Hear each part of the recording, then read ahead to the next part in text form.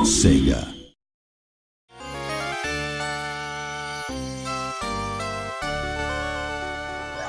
When I was thinking about what people remember fondly about the game, at the time I think it was enjoying the thrills and getting the timing right when they played it. I think enjoying the game world and experiencing the fantasy world of Disney were a big part of it too. What they'll see in the 2013 version will be nothing like the old game in some sense, but I'm hoping that players can relive the same emotions when they play it. It's taking something that was very iconic in the 16-bit era and thinking, well, how can we take something that was really special, really worked well, was one of the most iconic games of its time, and actually try and explore that in new ways with the technology. You have to be very mindful of what made the original so successful and why people loved it, and try and bring that forward without it being just, literally a one-for-one remake. There were a lot of unique games at the time in terms of graphics or the general atmosphere of the game. Even among those, this game made an impression that still lasts. And now it's being remade. The fact that we're bringing back something nostalgic that people remember fondly as a game they enjoyed years ago, to me, is the epitome of Disney.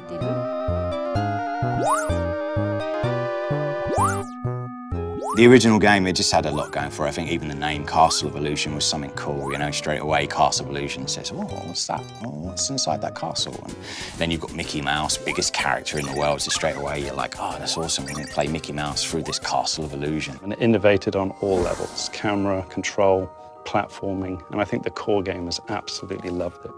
So that in essence, it's a very simple platformer, but it grabs the magic of Disney, the magic of Mickey. It was my first time making a game, so I came up with ideas I thought might be interesting and things I thought would help flesh out the fantasy world without being hesitant about how difficult or unconventional they might be. In that sense, I think that helped us make a unique game. First, the animation was unique, in that it used a remarkable number of frames in the animation for its time. We tried to use as many techniques from film animation as we could.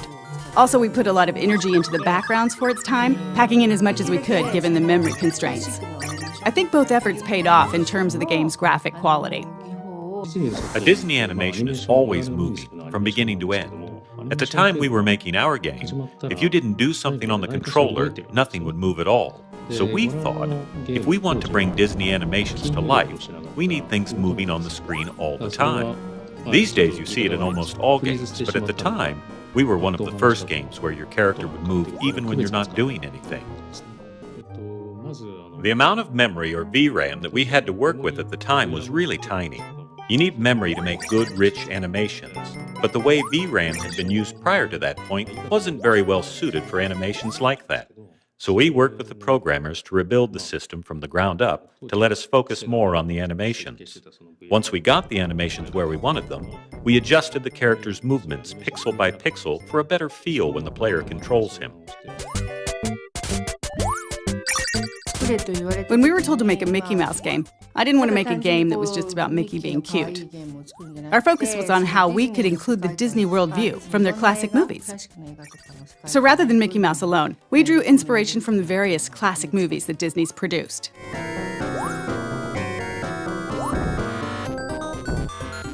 Games at the time were 8-bit or 16-bit, so there wasn't really a lot of room to work with.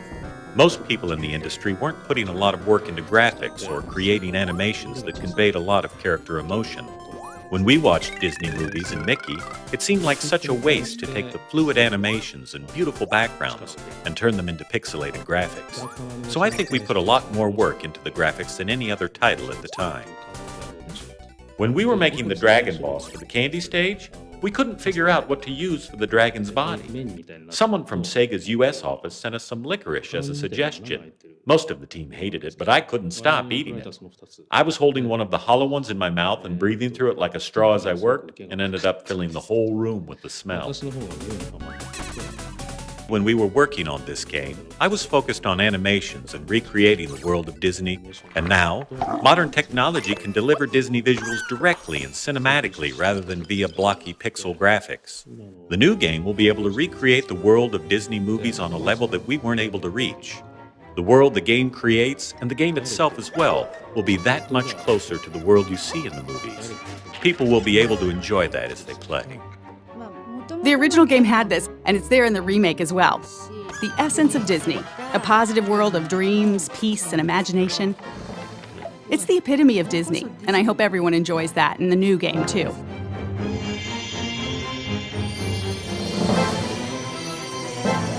We're very fortunate to be still working with the original producer of the game. I don't think many other studios have ever had that opportunity. Sega actually approached us about this a number of times, so I've seen prototypes and ideas from other developers as well. But with SSA's prototype, it took me back to when I was working on the original game. It reminded me of things I was feeling at the time, or what was going through my head as I was working on it. That's a wonderful thing, and it made me really want to work with them. The prototype we delivered was actually to be presented to the producer of the original game. There is nothing like that as a goal to motivate a team and then to fly a lot of that team over to Japan and present live. I myself was quite nervous. I've heard that the producer was very tough, very talented. She did the original game. We were there in the meeting, everything was quiet. She walks in, everybody's very nervous. It went phenomenally well. She was happy, she was laughing, she enjoyed what we did to Mickey. For us to change the mechanics, we have to be very cautious. We can't steer too far away from the feel of Mickey, and we can't go too retro, because there were technology constraints in those days on what you could do with Mickey. So we've analyzed the feel of Mickey, the jump heights, the inertia, the turn, on the edge of a cliff, and we've been able to just knock it out of the park, all the animations. And now we're challenged by the feel of Mickey. So we feel we can move from the retro to retro plus. We can do more of what I think the gamers in those days would have loved because of our technology. It's more lifelike, it's more fun. The lighting effects are taken into the account, the candlelight in the background. So all of a sudden the personality, the core pillar of the game, Mickey, is brought to life. And that's something that we really want to do with Castle of Illusion, is try and modernize Mickey, but put him in the context of what we had before in the original game. And our challenge then is to try and improve the animations, the look and feel of Mickey, the characters around Mickey, the environments that he's in, and even the music score is a massive part of that whole Disney package. Primarily, we're able to do a lot more with the sound effects, the mixing, the environmental effects. I mean, these are all things that we come to expect without realizing it. If a fan of the original picks up and plays the new Castle of Illusion, I think they're going to be really surprised. I think they're going to feel like this is Castle of Illusion, and I think we've played a few little tricks on them along the way. And I think if they're looking out for those things that they remember, they're going to see them and a few extra as well. That's the thing I'm most nervous about. When people who've played the game before get their hands on the new game, what will they think? I can't wait to find out. It's expressed in a completely different way, but the essence is the same. So I hope the enjoyment they experience from it is the same.